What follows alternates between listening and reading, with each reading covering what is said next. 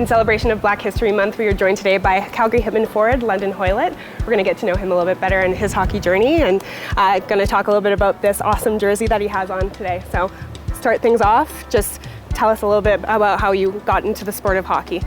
Well, I was, I believe, 3 years old, and my brother started playing hockey, and I always kind of followed what he did, so I thought, well, if he can do it, why can't I do it? So yeah, I just jumped right into it and was playing with the 4s and 5-year-olds, and just fell in love with it ever since. Yeah, growing up playing with the older boys, love it.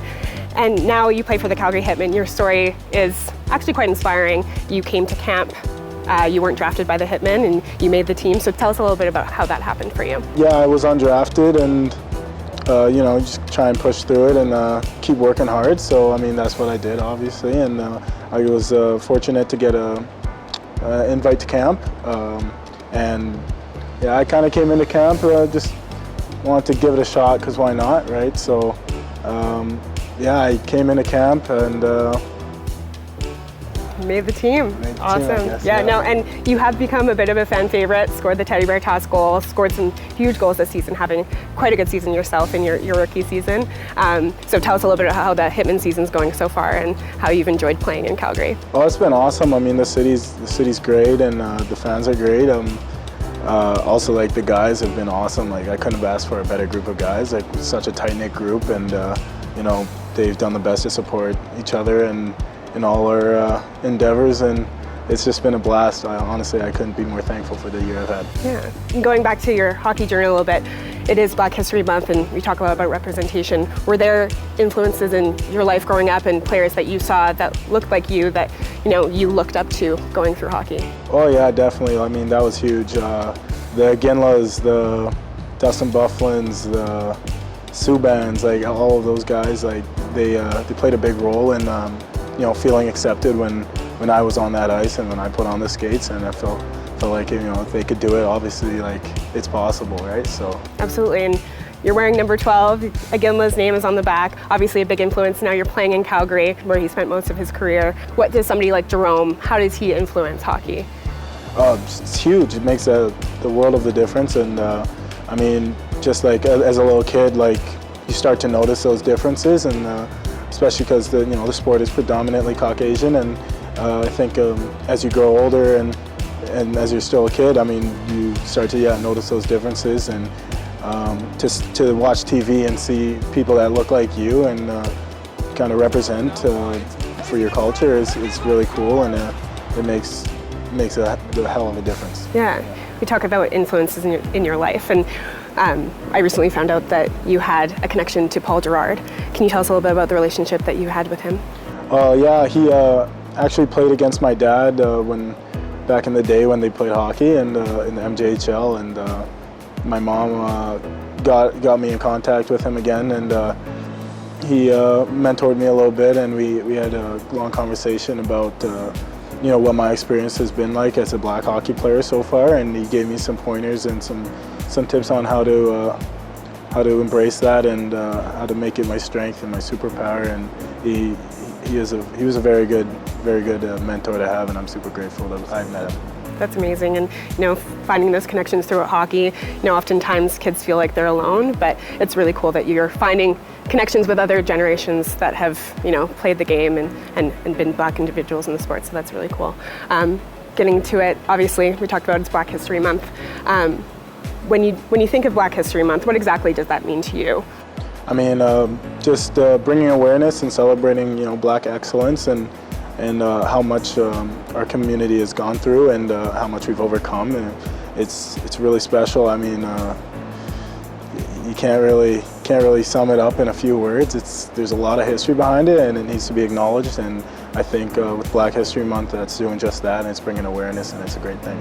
Yeah, some people often say that these kind of things need to be separated out from hockey, and let's just keep it based on hockey, but it's important to do these kinds of initiatives, because it's more than hockey, and it creates space for dialogue. So what message does it give when you see teams and sports teams starting to talk about these things?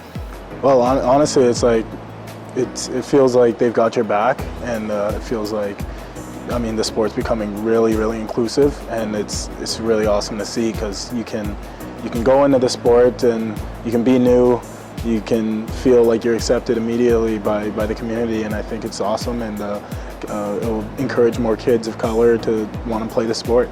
Drawing off of that, talking about how it's more than hockey, you specifically, you're just not all about hockey. You actually are starting off in your music career, actually, and you released an album in January. Talk a little bit about music and your connection to it and why you got into it in the first place.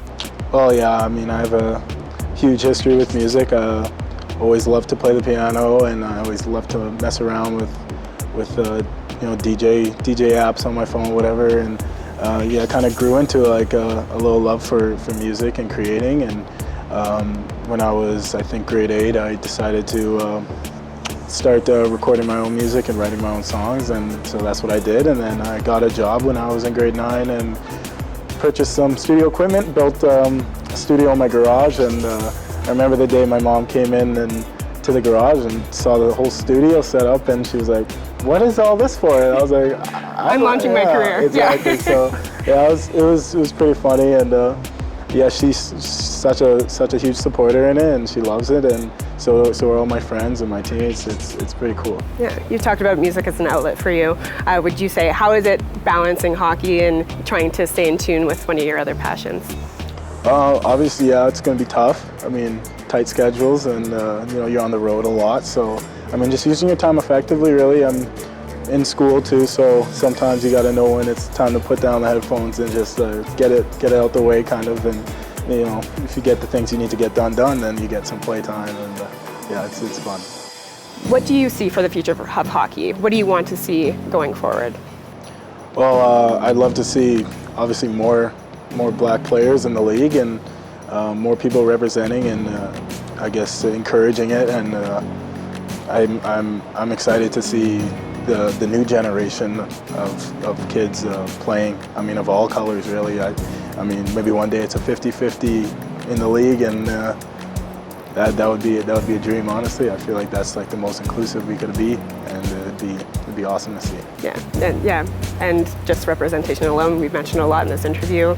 Willie O'Ree, coming up through the generations. You talk about a new generation. You know, you will have players that look like you, looking up to you. In the stands every night, there's players that look like you, that look to you. And how's it feel knowing that just persevering and working hard like you do is actually making an impact on other people's lives?